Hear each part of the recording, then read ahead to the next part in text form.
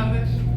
Soy José Miguel García Martín, soy miembro senior de la IEEE y soy investigador científico del Instituto de Micro y Nanotecnología que pertenece al Consejo Superior de Investigaciones Científicas de España. Entonces, os voy a hablar de nanociencia y nanotecnología y de cómo afectan a nuestra vida. Simplemente presentaré lo que es el Consejo Superior de Investigaciones Científicas, que es la institución pública de investigación más importante de España. 14.000 empleados trabajamos allí, unos 5.000 somos investigadores, el resto pues son estudiantes de doctorado, postdoctorales, técnicos y personal administrativo. Está dividido en unos 120 institutos dependiendo de los campos del saber y bueno, en total se publican unos 16.000 artículos al año, un 70% en revistas del primer cuartil y somos también la institución que más patenta en España con unas 85 patentes al año. En concreto yo vengo del Instituto de Micro y Nanotecnología que está en la región de Madrid, que está en el centro de la península ibérica. Esto es España, esto es Portugal, Francia y esto ya es África, esto ya es Marruecos. Y bueno, pues Madrid es la capital, tiene edificios emblemáticos como la Plaza Mayor, como el estadio de fútbol del mejor equipo del mundo, que casualmente es el mío, el Real Madrid. Y pues en el norte de la ciudad, en un sitio que se llama Tres Cantos, está nuestro instituto que se dedica a micro y nanotecnología para comunicaciones y tecnologías de la información, para salud y para energía. Somos un instituto relativamente pequeño, con unas 65 personas, 24 somos científicos y bueno, ahora mismo tenemos 8 postdoc, 18 estudiantes de tesis, 6 técnicos y 9 personas de administración. Un 45% del personal son mujeres y actualmente tenemos una directora, Marisa Doctor. Bueno, pues vamos a empezar a hablar de nanotecnología. El prefijo nano, pues sabéis que significa una 1.000.000.000ª parte de la unidad de la que estemos hablando, ¿no? 10 a la menos 9. Pero eso no significa gran cosa. Decir que un nanómetro es una 1.000.000.000ª parte del metro no nos dice gran cosa. Es mejor ir bajando órdenes de magnitud utilizando al ser humano como patrón y vamos a ir bajando 9 órdenes de magnitud partiendo de la altura que tiene un niño de 6-7 años, que tiene 1 metro. Un adulto, pues la longitud de un dedo es del orden de 10 centímetros, el ancho 1 centímetro, el grosor de la uña 1 milímetro, el grosor de un cabello unas 100 micras, 0,1 milímetros. Eso es algo que todavía podemos apreciar con nuestra vista, pero ya las células no las vemos. Las células son del orden de 10 micras, decenas de micras son las células. Un orden de magnitud más bajo son las bacterias, son del orden de la micra, o sea de unos 1000 nanómetros. Más pequeñas que las bacterias son los virus, son del orden de 100 nanómetros. Recordad que el coronavirus, su diámetro eran 120 nanómetros. Si seguimos bajando, pues tenemos por ejemplo el espesor de la membrana celular, son unos 100 nanómetros. Y si seguimos bajando y llegamos ya al nanómetro, pues tenemos la escala de las moléculas. Por ejemplo, el ADN, la molécula de la vida, pues es una doble hélice y el ancho de esta doble hélice son 2,4 nanómetros. O el ibuprofeno, que nos quita el dolor de cabeza, pues es esta molécula con 13 átomos de carbono, 18 de hidrógeno y 2 de oxígeno, y esta cadena tiene una longitud más o menos de un nanómetro. Entonces aquí también ya nos hacemos idea de por qué los nanomateriales van a ser importantes en nuestra vida, porque van a ser del tamaño de muchas entidades biológicas y de biomoléculas de interés. También para que nos hagamos una idea de qué significa bajar tantos órdenes de magnitud, podemos ver que la relación de aspecto que hay entre el diámetro del planeta Tierra, que es del orden de 10 a la 7 metros, y el diámetro de una naranja, que son 10 centímetros, hay 8 órdenes de magnitud entre ellos, es también el que hay entre una naranja y un nanómetro. Esta estructura se llama fullereno y son 60 átomos de carbono formando un balón de fútbol en la nanoescala, con hexágonos y pentágonos. Así que esto ya nos damos cuenta que hay una diferencia de tamaño muy considerable. Bueno, podemos plantearnos hasta qué punto es nueva la nanotecnología, porque objetos de tamaño nanométrico existen en la naturaleza. Por ejemplo, la salamandra o salamanquesa, no sé cómo la llamáis aquí en México, pero que es capaz de caminar por el techo. ¿Por qué camina por el techo? Bueno, pues porque si vemos en un microscopio electrónico sus extremidades, tienen multitud de fibras. Cada una de estas fibras tiene una interacción atractiva con el techo, de tipo Van der Waals. Es muy pequeña, muy ínfima, pero es tantísimo, tan grande el número de fibras que la suma total es capaz de vencer la gravedad. Otro ejemplo de nanotecnología en la naturaleza, pues la tenemos en la hoja de loto. Sabéis que el loto no se moja, o sea que el agua encima del loto forma gotas, no se esparce. Es una superficie súper hidrófoba. Cuando la miramos con un microscopio electrónico, vemos que está compuesta por unos pilares nanométricos, pero a su vez estos pilares, pilares micrométricos, pero que tienen una rugosidad que es nanométrica. Y esto es algo que hoy día ya se está estudiando y los teóricos nos dicen que para tener superhidrofobicidad, para conseguir que el agua no se esparza y forme esferas, uno tiene que tener una doble periodicidad. Ya volveremos a esto porque ya veréis que estamos intentando hacer lo mismo con nanomateriales. Pero bueno, en la historia también hay cosas que ya han utilizado nanomateriales, simplemente que sin saberlo, ¿no? Pues tenemos esta copa romana que está en el Museo Británico, la copa de Licurgo, que está hecha con un vidrio que tiene embebidas nanopartículas metálicas y en función de que se vea en reflexión o en transmisión, la copa tiene distinto color. Aquí cuando se enciende la lámpara por detrás, pues ves que tiene una coloración roja, cuando se apaga tenemos una coloración verdosa. Esta es una cerámica de Irán, de Persia, del siglo X, y tiene también una iridiscencia que está producida por nanopartículas de plata. O por supuesto en las catedrales, esta es una vidriera de la Catedral de León en España, estos colores son también nanopartículas metálicas embebidas en el vidrio. Obviamente ellos no sabían que tenían nanopartículas metálicas, ellos sabían una receta donde mezclando tal mineral con arena y calentando muchísimo, tenían un vidrio que tenía una cierta coloración. Pues hoy día, por supuesto, sabemos entender el fenómeno y hacerlo a voluntad. Pero siempre se dice que, digamos que quien abrió la puerta a la nanotecnología fue Richard Feynman, que sería premio Nobel, en esta conferencia en Caltech, donde dijo que había mucho sitio ahí al fondo. There's plenty of room at the bottom. Y él decía que no veía ningún principio en la física que impidiese que uno manipulase átomos. Simplemente éramos muy grandes para hacerlo.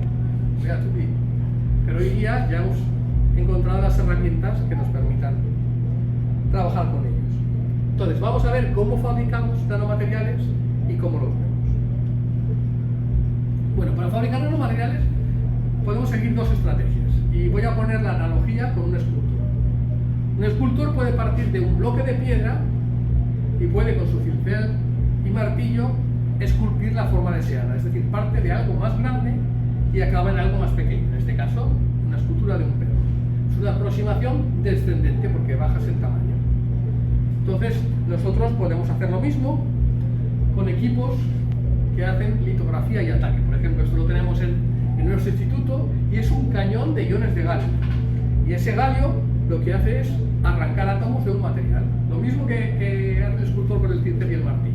Entonces, por ejemplo, en esta lámina, que es una lámina de material magnético, hemos fabricado, como veis, un área circular con nanoagujeros. Y esto es una membrana, como el material es magnético, es una membrana magnética que sirve para filtrado magnético. También podemos hacer litografía, algo parecido a lo que hace un artista cuando hace litografía con un buril que va marcando zonas, pues nosotros podemos marcar con el haz de electrones zonas sobre una resina y con eso definir formas. Pero bueno, tenemos otra aproximación que sería hacer la escultura con Lego, ¿no? Podemos ser un escultor que trabaje con Lego y entonces ir ensamblando piececitas. Ahora vamos a partir de algo más pequeño que serían las piececitas y fabricamos el perro. Es una aproximación, por tanto, ascendente, otro más. ¿Cómo podemos hacer nosotros esto? Bueno, pues nosotros, nuestras piececitas de Lego son átomos y moléculas. Entonces podemos hacerlo, por ejemplo, por síntesis química. Síntesis química, uno puede partir una disolución donde tiene una sal metálica y en función de que trabaje en un medio ácido o en un medio básico, pues tiene distintas recetas, pero las mete en un reactor hidrotermal que va básicamente es como una olla a presión, recipiente cerrado, donde tú calientas y como está cerrado, al calentar va a aumentar la presión. Y se favorecen termodinámicamente determinados procesos y como resultado, pues uno puede obtener esto. Puede obtener nanofibras, en este caso de teluro, rodeadas por una corteza orgánica de óxido de óxido de teluro. Esto es una síntesis química, pero también podemos hacer lo mismo con síntesis física. Y con esta técnica yo trabajo mucho en el laboratorio. Se llama pulverización catódica en español, pero lo solemos nombrar por su nombre en inglés, que es sputtering. Y lo que tenemos es un blanco, un material del que queremos arrancar átomos. Ese blanco está en una cámara de vacío, metemos un gas, ionizamos el gas y aceleramos los iones del gas, normalmente es argon, para que colisione y arranque átomos. Y esos átomos se depositan sobre el sustrato o la pieza que queramos recubrir. Entonces, es una técnica que se usa mucho para fabricar materiales en forma de lámina delgada. Los átomos se van colocando más o menos ordenadamente. Y, por ejemplo, los paneles fotovoltaicos están hechos con esta técnica. También el disco duro de este ordenador está hecho por sputtering. Muchas cosas en nuestra vida diaria están hechas por esto. Y obviamente lo que hacemos también es combinar las dos estrategias. Y aquí estamos viendo un corte transversal de este elemento en un teléfono móvil. Y como veis tenemos un apilamiento de capas. Estas capas pues se depositan por sputtering. Pero también tenemos unos contactos eléctricos, unos caminos que se han hecho con las técnicas de litografía.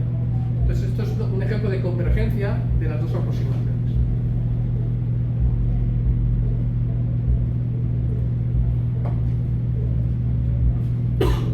Bueno, ¿cómo vemos nanomateriales? Pues no se pueden ver con microscopios ópticos porque tenemos un límite de Rayleigh para la resolución. Necesitamos otras estrategias. Por ejemplo, aprovecharnos de la dualidad onda-partícula, de que el electrón también se comporta como una onda, y en lugar de utilizar luz, utilizar el electrón. Entonces, los microscopios electrónicos de barrido son una energía de unos pocos kiloelectronvoltios hasta 25 o 30 kiloelectronvoltios, nos permite aumentos del orden de 100.000 aumentos. Y aquí veis, por ejemplo, un tapiz de nanocolumnas, esto sería un corte transversal y estos vistos desde arriba, de nanocolumnas inclinadas. Luego veremos para qué sirve esto.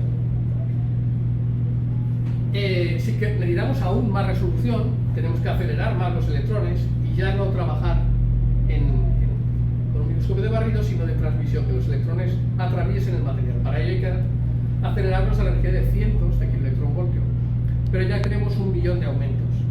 Aquí veis una nanopartícula y estos puntitos pequeños son realmente los átomos que componen la nanopartícula. Curiosamente el precio escala con los aumentos. El precio de un microscopio electrónico de barrido es del orden de cientos de miles de dólares o de euros, y de los microscopios de transmisión pues los aumentos son de 1.000.000, pues los precios son de millones de euros o de dólares. Una duda, ahora que lo mencionó, ¿el microscopio electrónico es sensible a interferencias, a ruido? ¿Por cómo funciona? Entonces, bueno, necesita, como ves, está colocado en una mesa antivibratoria. Eso es esencial. Luego el microscopio electrónico de transmisión también necesita un aislamiento electromagnético. Tiene que tener, las salas normalmente tienen las esquinas de los vértices unas bobinas captadoras y generadoras de campos electromagnéticos, o sea, que compensen el campo que emita para que dentro de esa habitación exista el mínimo campo residual. Yo trabajé durante la tesis, yo hice la tesis en el Instituto de Magnetismo Aplicado, me tocó trabajar en un proyecto precisamente para apantallar los microscopios electrónicos de un hospital, porque estaban colocados en el sótano del hospital, que es el buen sitio para colocarlos, puesto que vibraciones es donde menos hay, vibraciones estructurales del edificio, pero resulta que construyeron una línea de metro que pasaba relativamente cerca y además era una pendiente, con lo cual el metro necesitaba una corriente importante y por lo tanto generaba un campo magnético importante. Terrible. Así que hubo que hacer sistemas para apantallar ese campo. Bueno, y hay otro tipo de técnicas que son las conocidas como microscopías de sonda de barrido o de sonda local. La primera que se inventó fue esta, fue el premio Nobel. Sus inventores, Winnicke y Rorer, lo inventaron en el año 1981 y en el 86 ya se les concedió el premio Nobel porque en solo 5 años ya se vio que habría un mundo de posibilidades. Y su genialidad fue suponer que cuando a una muestra que era conductora se le acercaba una punta metálica afilada, antes de que se pusieran en contacto, ocurría un fenómeno cuántico, y es que había electrones que podían saltar de la punta a la muestra. Y esa corriente iba a depender de cómo de cerca estuviera. Así que podía luego barrer o mover esta punta sobre la superficie y generar unos perfiles donde cada uno de estas montañitas sería un átomo. Porque cuando pasas justo por encima del átomo, la distancia es menor, con lo cual tienes más corriente. Cuando estás en el valle entre átomos, la distancia es mayor, tienes menos corriente. La única limitación de esta técnica es que solo servía para muestras conductoras. Entonces, uno de los investigadores, Winnicke, siguió dándole al coco, digamos, e ideó este otro microscopio, el microscopio de fuerzas atómicas, donde pone una punta muy afilada también en el extremo de una micropalanca, pero ahora va a medir interacción de fuerzas, ya no va a medir una corriente eléctrica. Es algo parecido a lo que hace una persona invidente. Una persona invidente va palpando, ¿no?, con su bastón la superficie, y en función del barrido que hace y de los movimientos que hace, él en su cabeza establece un mapa de lo que le rodea, ¿no? Bueno, pues aquí hacemos lo mismo, vamos palpando la superficie, digamos, en la nanoescala, y así generamos un mapa morfológico.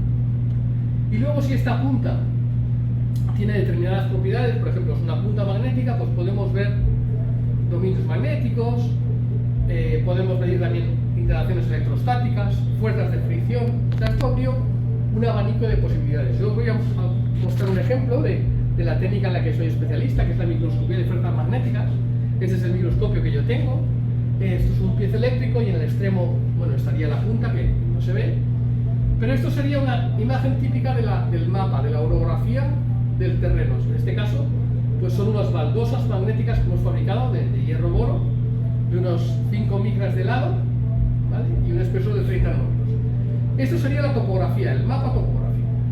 Pero yo esta punta la cubro de material magnético y la preparo en un electroimán, de forma que yo conozco cuál es el polo que va a estar más cercano a la superficie de la muestra.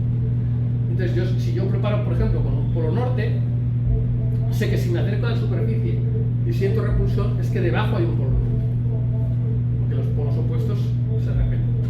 Si siento atracción, es porque debajo tengo un polo sur. Entonces, a la vez que mido la topografía, también puedo medir el magnetismo. Fijaros cómo ahora cada una de esas baldosas se transforma en un contraste magnético. Hay baldosas como esta, la vuelvo a poner, ¿vale? Fijaros. Veo un contraste, que aquí lo amplifico, ¿vale?, donde ahora los negros y los claros son polos nortes y polos sur. Y entonces, bueno, puedo saber cuál es la estructura de los momentos magnéticos. Hay otras baldosas como esta, ¿veis?, que se transforma en esta estructura, una estructura de 7 dominios magnéticos. Entonces, la misma microscopía me sirve para ver la orografía del terreno, pero también el contraste magnético. Y bueno, simplemente mencionaros también que estas técnicas de sonda local pueden servir para desplazar átomos. Los inventores, bueno, grupo de IBM, donde desarrollaron la microscopía de efecto túnel, también se dedicaron a mover a muy baja temperatura, claro, necesitas tener muy pocas vibraciones, átomos de seno sobre níquel para, como veis, hacer corrales cuánticos. Pero también se puede hacer con microscopio de fuerzas atómicas, incluso a temperatura ambiente, desplazando átomos de estaño sobre una superficie de germanio, pues consiguieron, como veis, escribir el símbolo del estaño. Pero obviamente esto sirve para estudios de ciencia muy básica. No vas a hacer dispositivos moviendo las cosas átomo a átomo porque sería lentísimo fabricar un dispositivo así.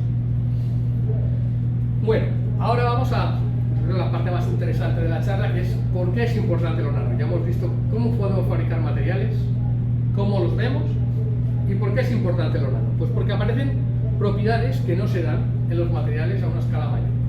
Por ejemplo, los materiales a escala nano son muy reactivos. Si yo os digo, haciendo una analogía en el mundo macroscópico del día a día, ¿cuál de estas dos formas de azúcar se va a disolver mejor, la de los terrones o la de los granos? ¿Cuál se va a disolver mejor? porque está mucho más pequeño, y es porque las cosas interaccionan con su medio, en este caso con el agua o con la leche o el café, en la superficie. Entonces lo que importa siempre a nivel de reacciones es cuántos átomos están en la superficie. Y ahora haced el ejercicio mental de recordar cómo es el cubo de Rubik. Imaginaros que fabricamos un cubo de Rubik en la nanoescala, y cada cubito que forma el cubo de Rubik es un átomo. Y que fabricamos un cubo de Rubik con 27 átomos. ¿Cuántos están en la superficie? ¿Cuántos de esos cubitos están en la superficie? Pues si lo pensáis, todos menos uno.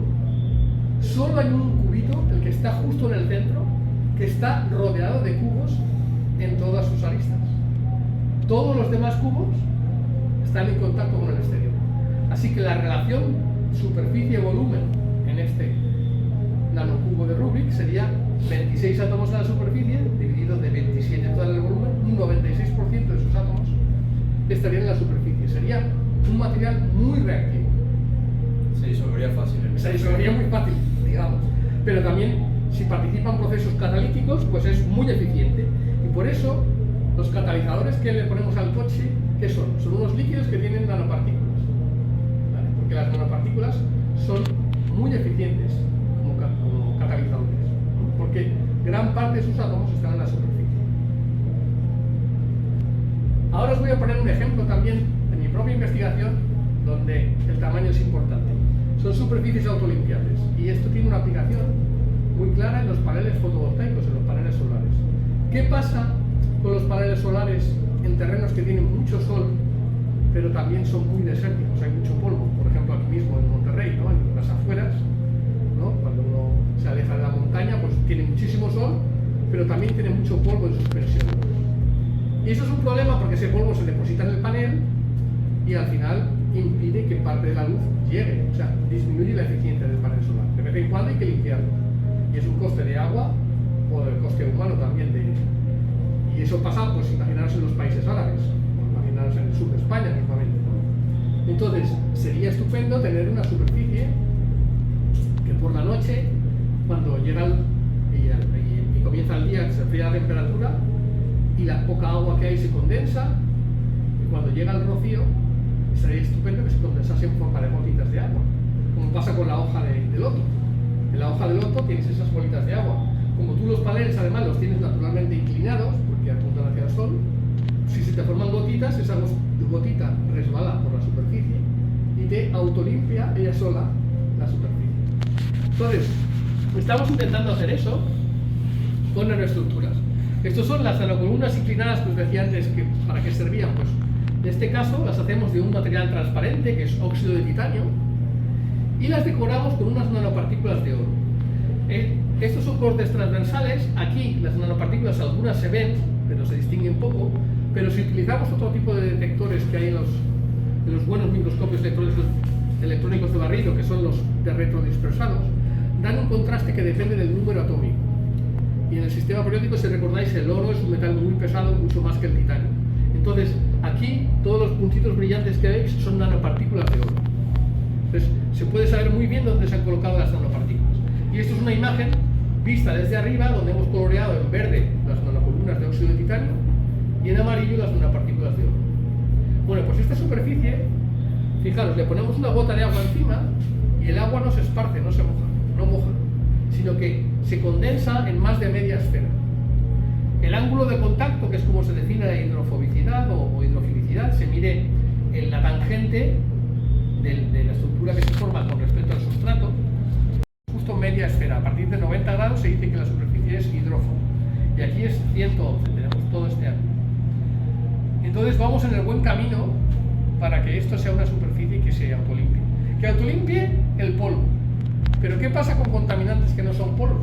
Que son contaminantes orgánicos, por ejemplo. Bueno, pues también funciona, porque el óxido de titanio es un material semiconductor que cuando se ilumina con ultravioleta genera pares electrón hueco. Y esto, lo que hemos hecho ha sido colocar un contaminante orgánico, un sólido ácido esteárico, que es el modelo que utilizamos, digamos, de contaminante orgánico, encima de esa superficie. Esto es el espectro de absorción de ese sólido con los picos característicos, Y lo que hacemos es iluminarlo con ultravioleta. Esto es tiempo en minutos, desde 0 hasta 1300 minutos. Y fijaros que la intensidad de los picos va disminuyendo. ¿Por qué? Porque el material se va degradando. Tú generas un par electrón hueco y ese electrón participa en un proceso, una reacción redox, de reducción-oxidación, que va degradando el contaminante. El Sol tiene parte del ultravioleta, con lo cual esto pasaría durante el día. Y aquí lo que hacemos es simplemente integrar estos picos para estudiar la evolución en función del tiempo y comparar las nanocolumnas de óxido de titanio solo con las nanocolumnas cuando le hemos añadido las nanopartículas, que es la curva que está en rojo. Como veis, la degradación es mejor cuando hemos añadido las nanopartículas.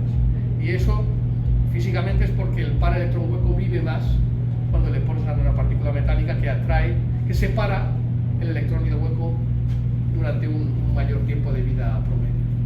Pero bueno, entonces, para que veáis que, inspirados en la naturaleza, en la hoja de loto, además añadimos propiedades debidas al tamaño, esta alta reactividad, en este caso, alta reactividad tipo redox, ¿vale? Para hacer algo útil para la sociedad. Bueno, más propiedades de por qué lo pequeño es interesante.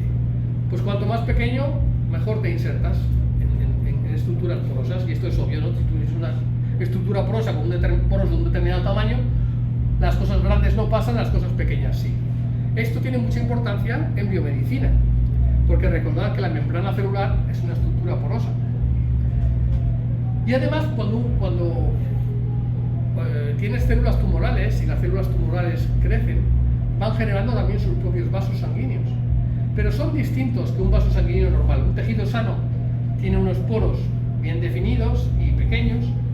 Un tejido tumoral tiene unas fenestraciones, unos poros mayores, porque crecen muy rápido los tejidos tumorales. Entonces hace que de forma natural, si tú metes en el riego sanguíneo nanopartículas, acaben al final más nanopartículas en las células cancerígenas que en las células sanas. Es lo que se conoce como efecto de permeabilidad mejorada y retención, el efecto EPR. Aquí ves una imagen de una célula sana a la izquierda, una célula cancerígena a la derecha. Se han expuesto a nanopartículas y, como veis, se acumula mucho más dentro de la nanopartícula, de la célula cancerígena. Entonces, si estas nanopartículas llevan adherido un fármaco, ese fármaco va a afectar con una mayor dosis a las células tumorales y las podría matar localmente. Pero hay otras formas también, no solo, las nanopartículas pueden matar cáncer llevando adherido un fármaco, pero además dentro de unos poquitos minutos veremos otra estrategia también para utilizar nanopartículas y matar células cancerígenas. No todos los tumores son tan permeables a nanopartículas, hay otros que no lo son tanto. Entonces hay otras estrategias, la que se llama funcionalización para el reconocimiento celular.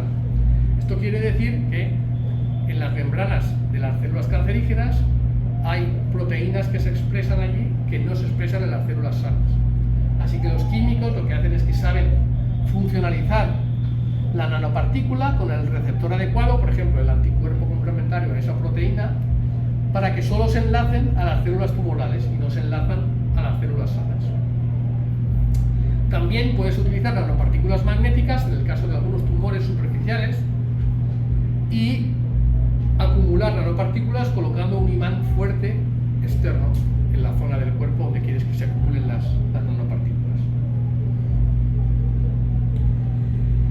Aquí os voy a poner otro ejemplo en biomedicina de mi propia investigación, y fue además una idea por la que obtuvimos un premio que da un consorcio entre el Instituto Tecnológico de Massachusetts, el MIT, y el Gobierno de Madrid, que son recubrimientos con propiedades antibacterianas para implantes ortopédicos. Y la idea que tuvimos es fabricar una de estas tapices de nanocolumnas de un material biocompatible como el titanio, y como veis son estructuras del orden de 50 nanómetros de diámetro, separaciones también de 50 a 100 nanómetros entre ellas. Y recordad que dijimos que las células son de decenas de micras, pero las bacterias son del orden de una micra. Las bacterias son mucho más pequeñas. Entonces lo que sucedía en esta superficie es que las células que generan hueso sí que se podían adherir y crecer,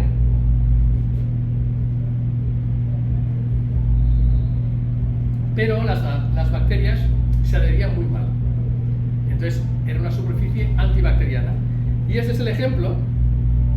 Recubrimos un implante como este, de los que te ponen cuando tienes una fractura abierta.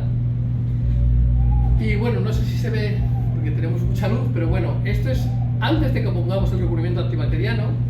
Lo que medimos en azul es la matriz extracelular del biofilm bacteriano. Lo que hacíamos era cultivar bacterias sobre esa superficie. Y como veis, había muchas grandes islas azules, o sea, todas con gran infección, pero incluso en otras, cuando hacías un zoom, veías puntos azules por todos lados. O sea que se desarrollaba infección. Cuando hacíamos el mismo experimento, después de poner las nanocolumnas de titanio, fijaros que no había azul. Simplemente había puntos verdes, que bueno, significaba que había bacterias vivas, pero eran tan pocas y estaban tan incómodas sobre esas nanocolumnas que no interaccionan eficientemente con sus vecinos y no consiguen formar el biofilm bacteriano. ¿Vale? Así que otro ejemplo de propiedades interesantes asociadas al tamaño. Seguimos con más propiedades ópticas. Cuando uno fabrica estructuras, sobre todo con metales nobles, pues tiene unas resonancias que se llaman resonancias de plasmón, que es cómo se mueven los electrones en estas superficies, que van a ser sensibles a una determinada longitud de onda de la luz. Entonces, por ejemplo, cuando uno hace barras, cambiando la longitud y conservando el diámetro, esto es un espectro de absorción, pues puede ir cambiando la posición del máximo del espectro, o lo que es lo mismo, digamos, el color en el que te emite. Todo esto son disoluciones de nanopartículas de oro, pero el color que van teniendo depende del tamaño que tienen esas nanoestructuras. ¿Y esto por qué es interesante? Bueno, pues esto es interesante porque tenemos lo que se llama una ventana biológica en el infrarrojo cercano, es decir, para longitudes de onda de unos 850 nanómetros, más o menos, nuestra piel y nuestros tejidos son transparentes.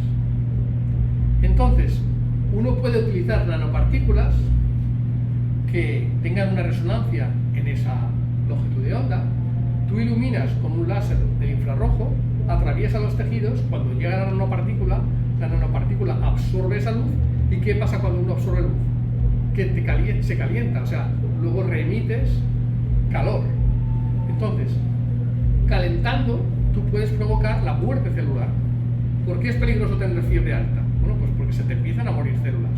Cuando la temperatura de una célula llega a 43, 44 grados centígrados, se desencadena el mecanismo de la apoptosis celular, que es un suicidio celular programado. Entonces, es ideal tener nanopartículas que se adhieran sobre todo a los tejidos tumorales, y tú desde fuera iluminas con un láser que atraviesa tu tejido, calientas localmente y matas. Sería como una radioterapia, pero a nivel local, sin radiación nuclear, simplemente calentando e induciendo la muerte de los tumores.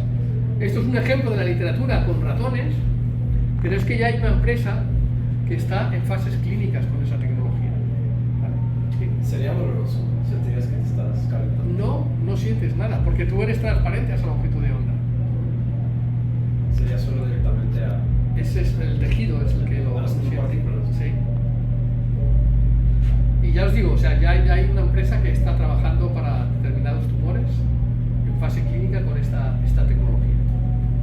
Se llama hipertermia, o sea, subir la temperatura, ¿no? Demasiada temperatura. Y plasmónica porque es por la resonancia de plasmón, por este fenómeno óptico. Este es otro ejemplo de plasmónico, pero en este caso para comunicaciones. Esto es de mi propia investigación. Lo que hemos fabricado son estructuras con nanocolumnas de oro con distintas condiciones. Aquí veis que todavía, estas son fotografías, este oro todavía tiene el color dorado que uno espera, pero este oro es negro, es un oro negro. Y estas son las imágenes de microscopía electrónica, y lo que veis es que la muestra que tiene ese color negro es que tiene unas estructuras mucho más pequeñas y con más variación de tamaño. Y estas son las curvas de reflectividad en función de la longitud de onda. Este sería el oro tradicional y esta es la muestra negra, fijaros. Tiene una reflectividad por debajo del 10% en todo el visible. Por eso lo vemos negro, porque absorbe todas las longitudes de onda. ¿Esto para qué es importante? Bueno, en dispositivos ópticos, por ejemplo, en comunicaciones con fibra óptica, tú quieres evitar que haya interferencia de una fibra a su vecina. Pues tienes que poner algo así que te absorba la luz que pueda escaparse, ¿no? absorbente de luz. Esto es un absorbente de luz estupendo. Pero también sirve en las centrales solares de concentración. Esas centrales donde hay espejos parabólicos que concentran toda la luz del sol en un punto. Ese punto absorbe luz y tú no quieres que se escape luz reflejada. Quieres tener una reflectividad muy baja, quieres que sea muy negro ese punto. Pues esto es un material también absorbente para ese tipo de centrales termosolares. Y otras aplicaciones de propiedades ópticas que ya tenemos en nuestros días en el mercado es para cremas solares. Si os fijáis, algunas cremas solares tienen nanopartículas de óxido de titanio o de óxido de zinc. ¿Por qué? Porque absorben el ultravioleta y no va a llegar a tu piel el ultravioleta. Porque hay un queso que compro, queso Philadelphia, que tiene dióxido de titanio en sus ingredientes y es comestible. No sé por qué. No sé por qué. Investigaré. Sí, o sea, me llamó la atención porque dióxido de titanio en queso. No sé. A ver, el óxido de titanio se usa para muchísimas cosas. También se puede utilizar simplemente para que sea más blanco. Es un queso blanco, de hecho. Sí. Pero no lo sé, no sé si es por eso o... no sé. Pero las cremas solares es por esta propiedad, para que no te llegue la radiación ultravioleta. Luego otra propiedad interesante es los llamados vidrios arquitectónicos en los edificios inteligentes. Son edificios que tienen unas ventanas donde aplicándole un pequeño voltaje tú puedes controlar la transparencia de ese vidrio, ¿no? De forma que cuando estás en verano quieres que sea más bien opaco, que te entre poca luz para que se caliente poco dentro y no gastes mucho en aire acondicionado, mientras que cuando es invierno quieres que sea muy transparente para que te entre la luz del sol y gastes poco en calefacción. Yo cuando volé el otro día desde Madrid a Monterrey, volé en un avión que es el Boeing 787 Dreamliner, que tiene unas ventanas electrocrómicas, no sé si habéis volado.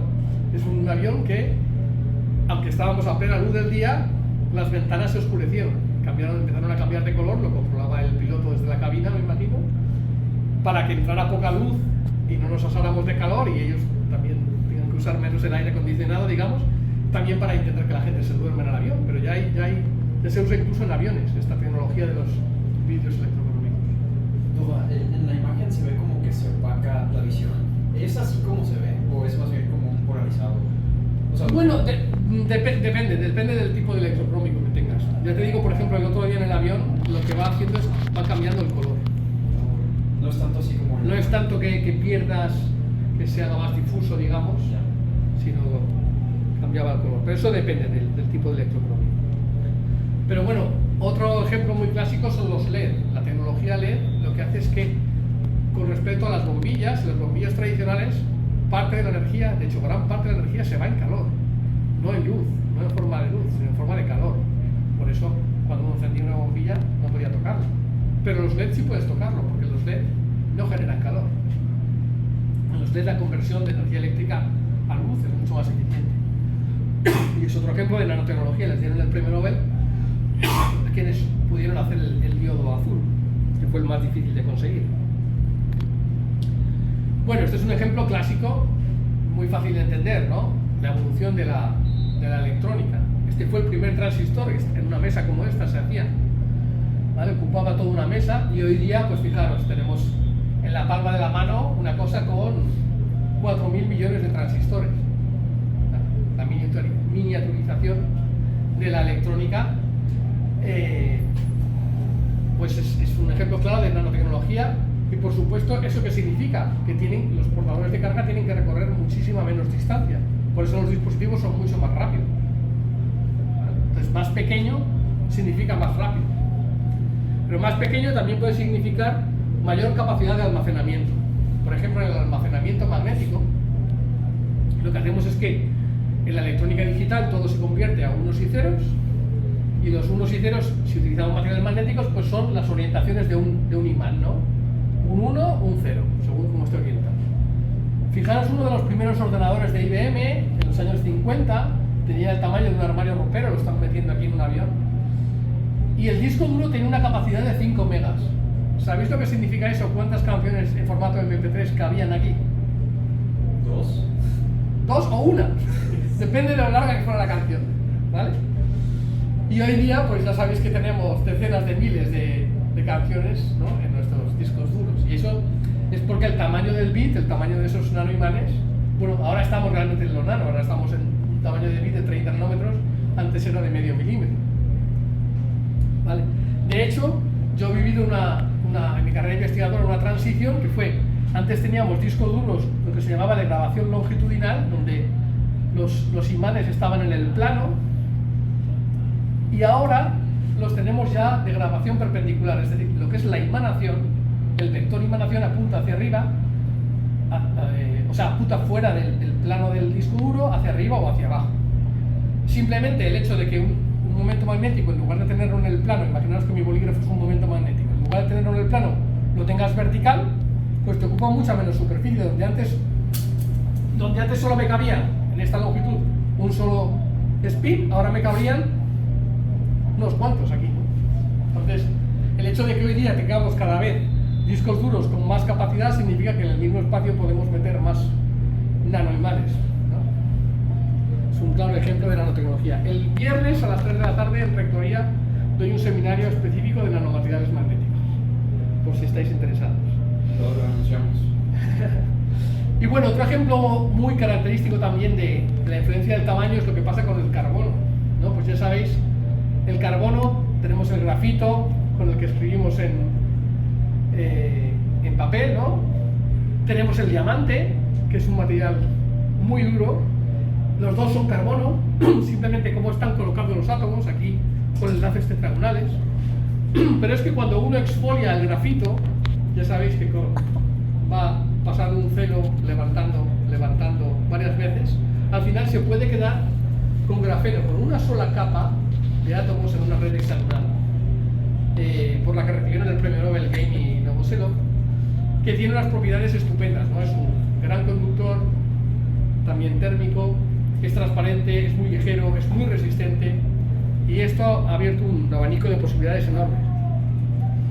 Esto sería el grafeno, pero es que además, en función de cómo enrolles el grafeno, tienes los llamados nanotubos de carbono, que tienen propiedades muy distintas, porque en función de cómo se pliegue, digamos, puedes tener desde nanotubos aislantes a nanotubos metálicos, y entre medias también el comportamiento semiconductor. Así que importa mucho también eso, cuáles son los vecinos que tienen los átomos, ¿no? Y este es el fullereno del que hablábamos antes, con los 60 átomos de carbono, que se puede usar, por ejemplo, para llevar dentro un fármaco. Y ya tenemos aplicaciones del carbono nanoestructurado en nuestra vida diaria, se usa mucho en materiales de deporte, tenemos con fibras de carbono bicicletas, raquetas y por supuesto en la aeronáutica.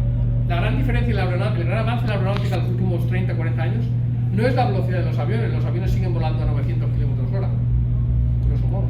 Es la ligereza que tienen y por tanto mucho menor gasto de combustible, y eso es por el desarrollo de las fibras de carbono.